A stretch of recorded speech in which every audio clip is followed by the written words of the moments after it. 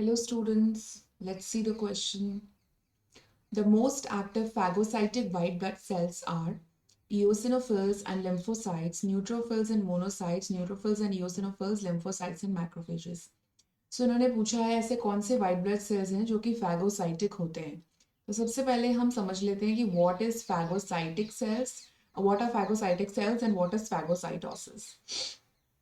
तो फैगोसाइटोसिस वो प्रोसीजर होता है जिससे कि सेल्स कोई भी फॉरेन जैसे बैक्टीरिया या कुछ फॉरेन चीज़ें आती है तो उसको इनगल्फ कर जाता है.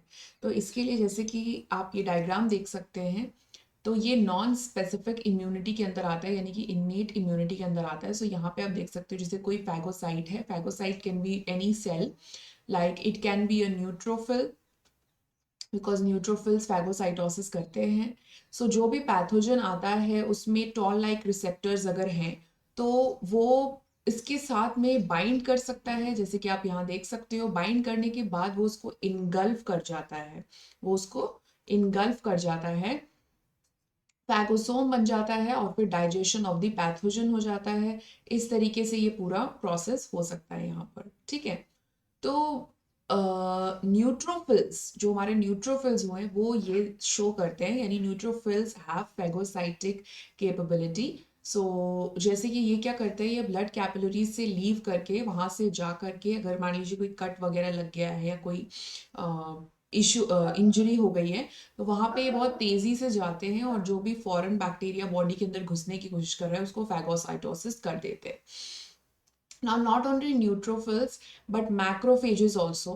So monocytes जो होते हैं ये these are the precursors for macrophages and both of them these are phagocytic. So ये भी phagocytic है यानी कि ये cells जो भी bacterial cells foreign cells हैं उनको engulf कर सकते हैं.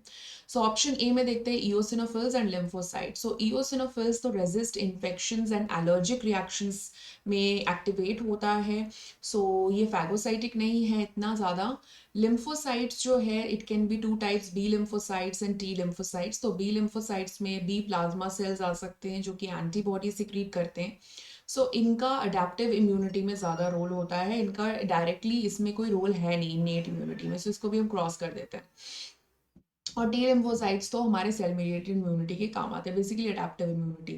न्यूट्रोफिल्स की बात करें so yes they are phagocytic. Monocytes की बात करें तो yes they are phagocytic. Neutrophils and eosinophils, तो इओसिनोफिल्स मैंने ऑलरेडी बता दिया कि नहीं. लिम्फोसाइट्स नहीं एंड मैक्रोफेजेस होते हैं बट दोनों को होना जरूरी है यहाँ पर. Okay, so the right answer would be option number B, neutrophils and monocytes. So best of luck.